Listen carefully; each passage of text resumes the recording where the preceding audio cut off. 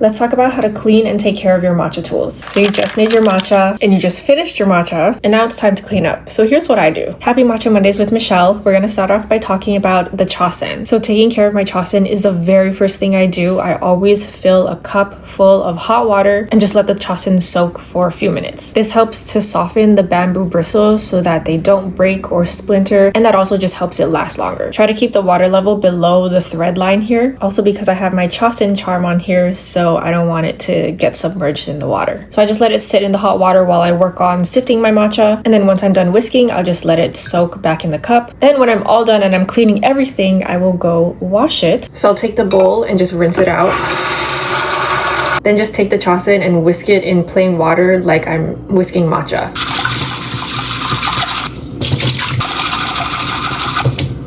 I do it pretty vigorously to make sure I clean all the matcha off, and I just do it a few times until the water's clear. Then shake the water out really well.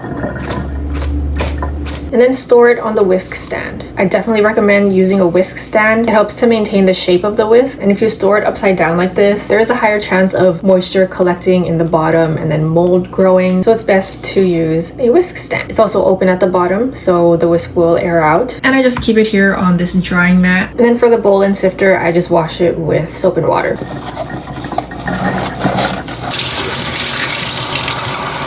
This bowl does say it's dishwasher safe, but I don't know, I'm just scared it's gonna break in the dishwasher, and I want it to last and I want to take care of it, so I just hand wash it. And same thing, I just let them dry on the drying mat. Now for the CHASHAKU, or the bamboo scoop, I don't like using it because as you can see there's powder that always gets stuck on it, which is why I usually just use a metal spoon like this. But today I used the CHASHAKU because I know a lot of people like to use this. But then in order to clean it, just take a paper towel or like a cloth and you can literally just wipe off the matcha like so. It's such a small amount, but it still feels like a waste, which is why I don't like using this. It's not recommended to use soap or water with this because soap can be too abrasive and damaging to the delicate bamboo, and if it absorbs too much moisture from the water, it can like crack or discolor. So just wiping it with a dry cloth or towel is good enough. It's also not recommended to use soap for your CHASEN because again, it can be very abrasive, so just water should be enough. I've had this whisk for almost a year now and it's holding up really well. A couple of the prongs are broken. I don't think it's enough for me to have to go buy another one yet, and I use this like every single day, so with proper care it should last you a long time. And then for everything else, this is my straw, my drinking cup, the spoon that I use to scoop the matcha, because remember I usually use a spoon instead of the CHASHAKU, and the cup that I use to soak my whisk. All of this just goes in the dishwasher. So that's pretty much everything. Hopefully it helps. If you have any other questions, leave them in the comments, and I'll see you next week. Bye!